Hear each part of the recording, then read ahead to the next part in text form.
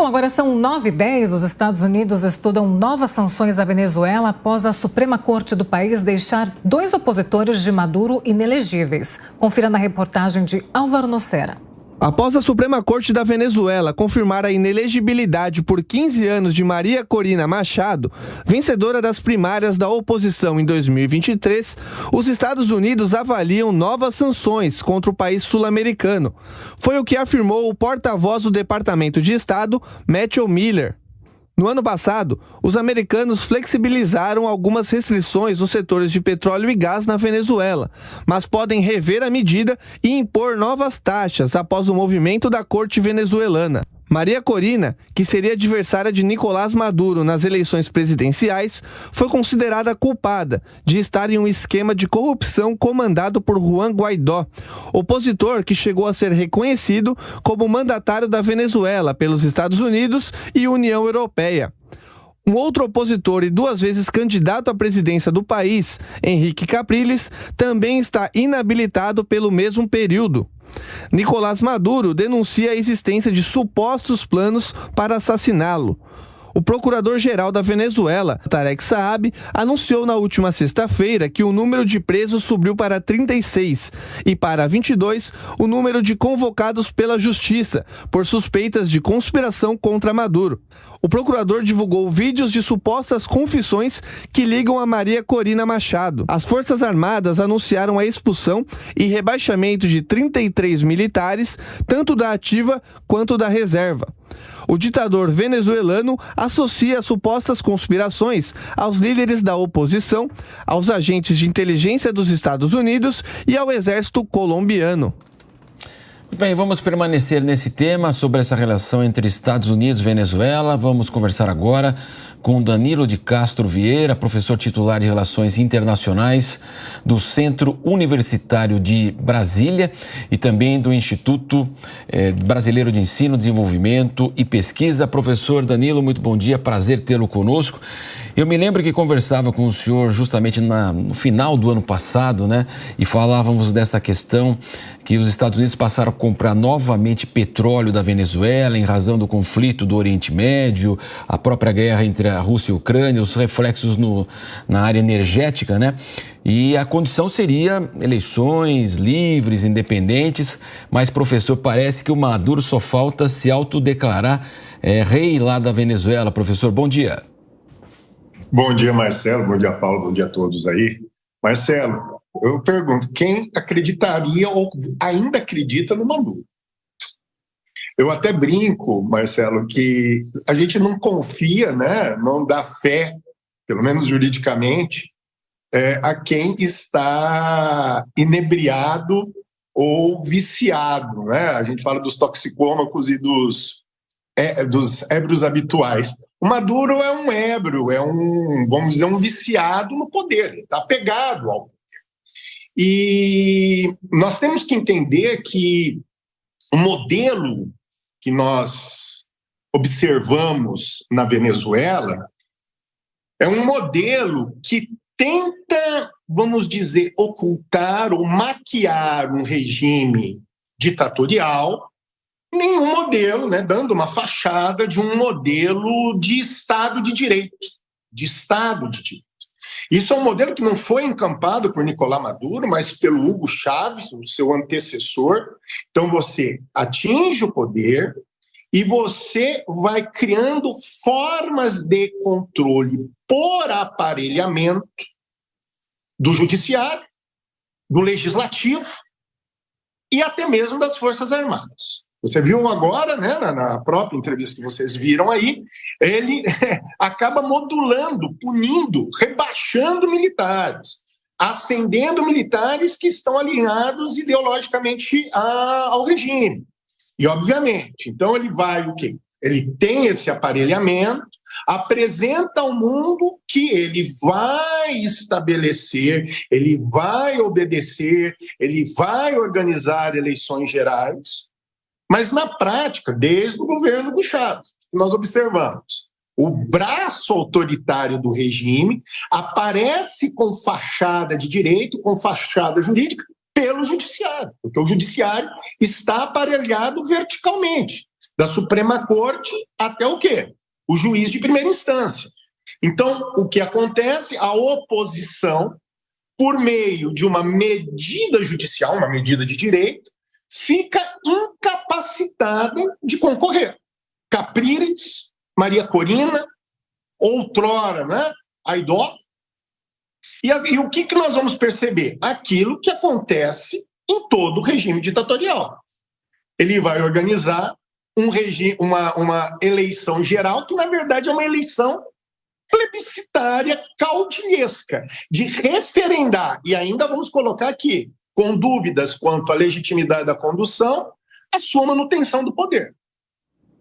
Eu já sentia isso, Marcelo, desde a patriotada em relação à Guiana. O compromisso do Nicolás Maduro é se manter no poder.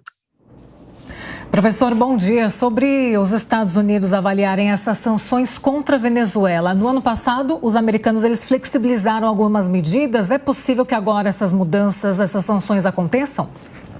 Acontecerão provavelmente. Acontecerão provavelmente porque, primeiro, o governo John Biden ele tem um histórico de comprometimento com esses ideais democráticos.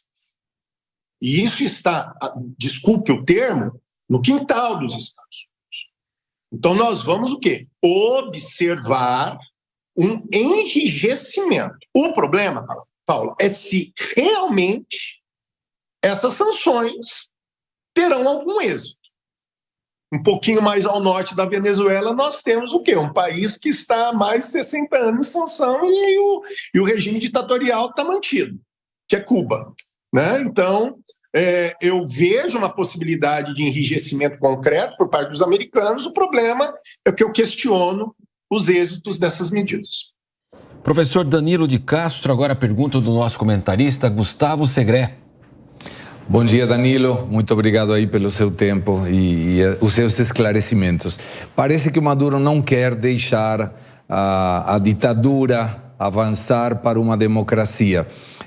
Maria Corina Machado, que é a única que aparentemente hoje poderia ser uma candidata forte para contrariar a possibilidade de manutenção do Maduro, está sendo inelegível por 15 anos. Curiosamente, foi no mesmo dia em que o Jair Bolsonaro também foi inelegível no Brasil. Tem coincidências que às vezes a gente custa para acreditar. Mas, voltando a Maria Corina, uma das exigências dos Estados Unidos é permitir que ela possa participar. Só que o Maduro sabe que se ela participa, ele vai perder. Então, até onde você sente que existe a possibilidade de que a Maria Corina tivesse restabelecido seus direitos eleitorais? E complemento com uma pergunta também nesse sentido de que, pela primeira vez, parece que o Maduro está indo contra integrantes das Forças Armadas, o que não tinha acontecido até agora. Inclusive nessa situação de conspirações, planos para assassiná-lo. E está no manual do populista de esquerda da América Latina, acho que na página 5ª, que você tem que gerar questões vinculadas com a soberania, o caso da Goiânia, e, por outro lado, questões que afetem a segurança do ditador, nesse caso, o plano para assassinato. Qual você avalia que possam ser as duas vertentes? Ou seja, a Maria Corina voltar a ser candidata e não te chama a atenção que pela primeira vez seja contra alguns integrantes das Forças Armadas? Segre, primeiramente, o prazer é todo meu de estar com você aqui e vou te dizer uma coisa. Quanto às ações institucionais de recondução da Maria Corina para o jogo eleitoral, eu acho muito difícil, pelo próprio histórico do regime Maduro. E nós sabemos muito bem que, mesmo havendo esse isolamento da Venezuela, nós temos algum apoio, algum escoramento do regime do Nicolás Maduro por parte da China, economicamente e logisticamente, e da Rússia, na perspectiva militar. Então, não que haja uma presença efetiva de russos, mas há consultores militares russos dentro da Venezuela. Então, quanto a, vamos dizer, uma mudança institucional, eu vejo isso como uma hipótese distante, quase impossível. Quanto à questão dos militares, realmente é algo preocupante. Nós temos que lembrar que há tempos atrás, ainda lá no segundo mandato do governo Fernando Henrique, no governo Hugo Chávez, os militares chegaram a derrubar o presidente, que só foi reconduzido por uma composição da OEA, uma intervenção. Inclusive, o Brasil teve protagonismo. Então, há uma possibilidade, como em qualquer regime ditatorial, e isso eu concordo com você, um ditador se sustenta no culto à personalidade, seja pela sua virilidade, seja pelo martírio, o risco do martírio. Olha, querem me matar, olha, querem me perseguir. Essa valorização da personalidade e a patriotagem. Mas também um fenômeno muito comum em regimes ditatoriais é o seu fim. O fim advém por uma ruptura ou revolucionária ou institucional. E quando eu falo institucional, as próprias forças de segurança que avalizam o ditador acabam se voltando contra ela. Então, talvez aí esteja a explicação vamos dizer, da queda aí de patentes de alguns militares. Ele volta a discutir um reaparelhamento. Então, vamos aí observar com atenção. Aqui no Brasil, esse desgaste político dessa proximidade, né? O presidente Lula recebeu com pompa e circunstância Nicolás Maduro recentemente lá no início do seu terceiro mandato. Isso, né? Nós temos que perceber também que o governo brasileiro terá que tomar uma postura que eu não acredito que virá desse governo atual, do governo brasileiro, pois nós sabemos que existe, né, Marcelo, algum alinhamento político e ideológico. Inclusive, já tivemos aqui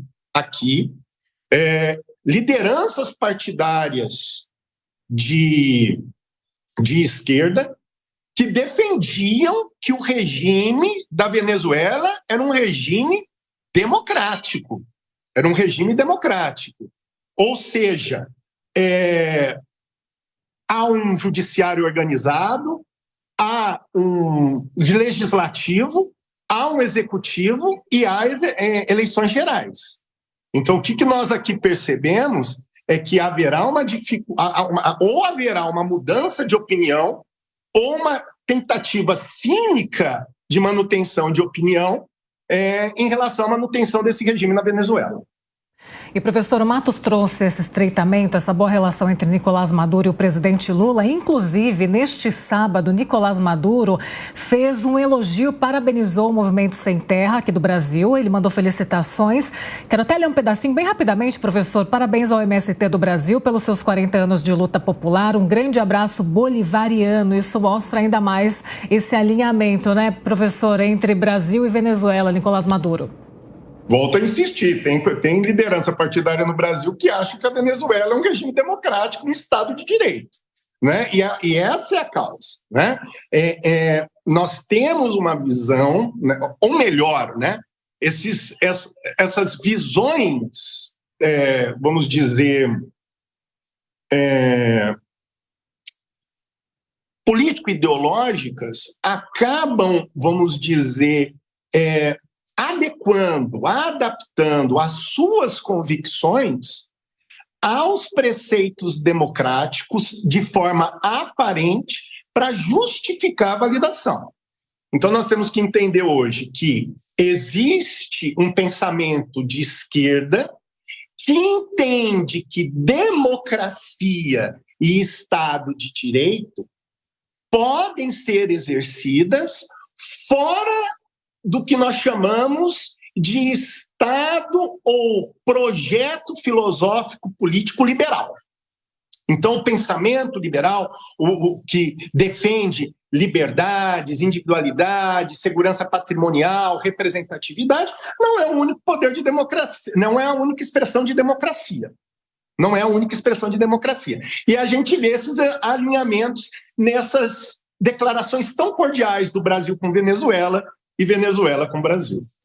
Agradecemos a participação do professor Danilo Castro Vieira. Professor, muito obrigado mais uma vez pela participação do senhor aqui na programação do Jovem Pan. Até a próxima.